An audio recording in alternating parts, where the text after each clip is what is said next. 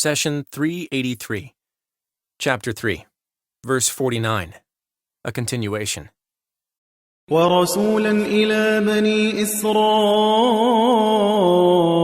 أني قد جئتكم بآية من ربكم أني أخلق لكم من الطين كهيئة الطير فأنفخ فيه فيكون طيرا بإذن الله وأبرئ الأكمه والأبرص وأحيي الموتى بإذن الله وأنبئكم بما تأكلون وما تدخرون في بيوتكم إن في ذلك لآية لكم إن كنتم مؤمنين. He will send him as a messenger to the children of Israel. I have come to you with a sign from your Lord. I will create the shape of a bird for you out of clay, then breathe into it, and, with God's permission, it will become a real bird. I will cure the blind and the albino, and bring the dead back to life with God's permission. I will tell you what you eat and what you store up in your houses. There truly is a sign for you in this, if you are believers. Chapter 3, Verse 49. In the previous session, we discussed Prophet Jesus' miracles, specifically the miracles of healing the sick and raising the dead. In today's session, let's examine the miracle of creation. The Quran narrates Jesus' words, I have come to you with a sign from your Lord. I will create the shape of a bird for you out of clay, then breathe into it, and, with God's permission, it will become a real bird. The verb create means to bring something into being with prior planning. To create something, you would imagine it first, plan its function, and then make it according to your plan. However, if the object deviates from your plan, then it is not creation. Similarly, if you take a piece of clay and mess with it for a while, making different shapes, you would not be creating. You would be just playing. Creation requires purposeful planning. For example, a glassmaker who takes sand and makes it into a glass cup is a creator. This person has the skill, a plan, and a goal. From collecting the sand to melting it, adding chemicals, removing impurities, and shaping the glass, each step was according to the original plan. The glass cup did not exist, and later came into being according to the glassmaker's vision. This is creation. What about God's creation? Does He create with planning, or is it just play? He says, We did not create the heavens and the earth and what lies between them for play. Chapter 21, verse 16. And in another chapter, Does man think that he will be left alone without purpose? Was he not a drop of ejaculated sperm, then a blood clot which God created and shaped, fashioning from it the two sexes, male and female? Does He who can do this not have the power to bring the dead back to life? Chapter 75, verses 36 through 40. So Allah creates with planning and purpose, but there are big differences between the creations of man and those of God. We build from raw materials, while Allah creates from nothing. In fact, we need to use God's creations to make something new. In the example above, the glassmaker could not have made a glass cup from thin air. He or she had to use sand and fire, both creations of Allah. Allah, on the other hand, created the entire universe from nothing. Another difference between man's creation and God's creation is that the Almighty instills in some of His creations a secret that humans can never give to theirs: life. Life fosters growth and multiplication. In our example, when a glassmaker creates a cup, it remains a cup.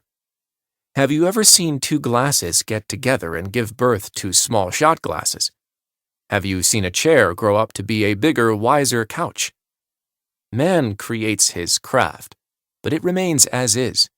while God's work contains life, growth, and learning. When the power of man touches dirt, it produces glass.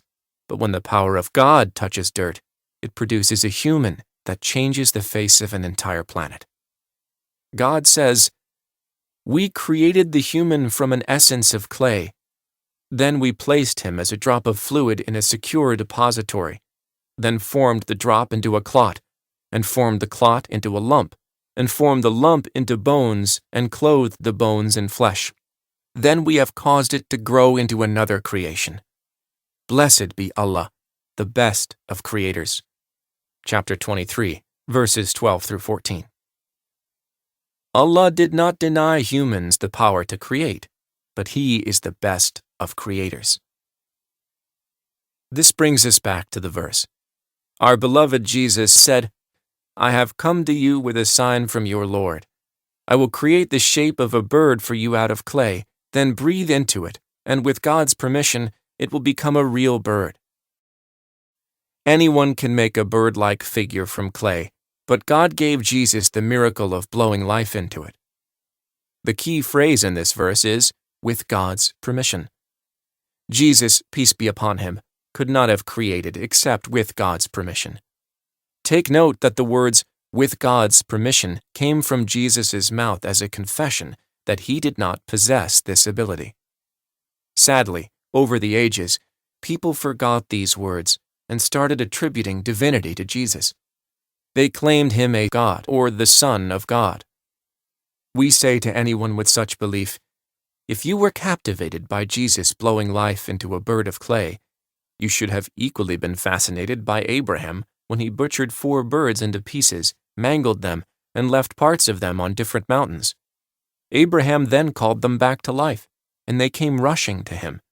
He, peace be upon him, did not need to breathe life into them. He merely called them to life. God says, "And when Abraham said, 'My Lord, show me how you will restore life to the dead,' God said, 'Why? Do you not believe?' Abraham said, 'Yes, but that my heart may be at peace.' He said, 'Then take 4 birds of different kinds, and tame them to yourself to know them fully. Then chop them into pieces, mix them, and put on every one of the hills a piece from each. Then summon them, and they will come to you walking in haste. And know that God is almighty and all-wise." Chapter 2, verse 260. Abraham's miracle is also a grant from God. He could not do so by himself, nor could Jesus, peace be upon them all.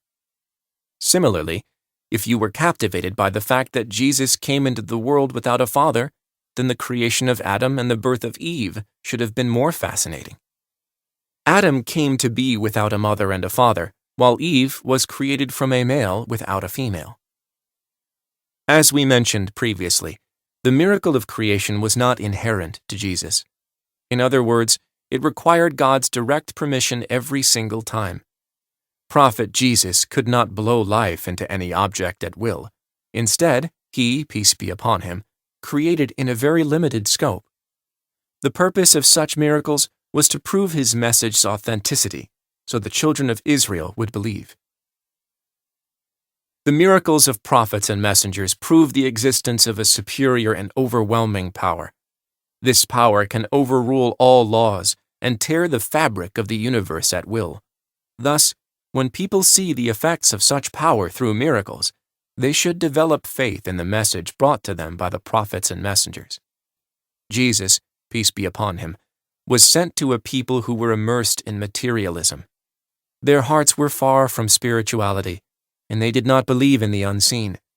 Thus, it was necessary to present miracles that centered around the unseen, such as life and creation, to turn their hearts and minds back to the Lord.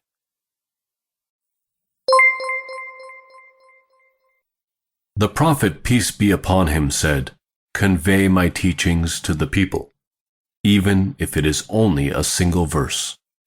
Please take a moment to subscribe and to share with your family and friends. Visit us at www.qurangarden.com.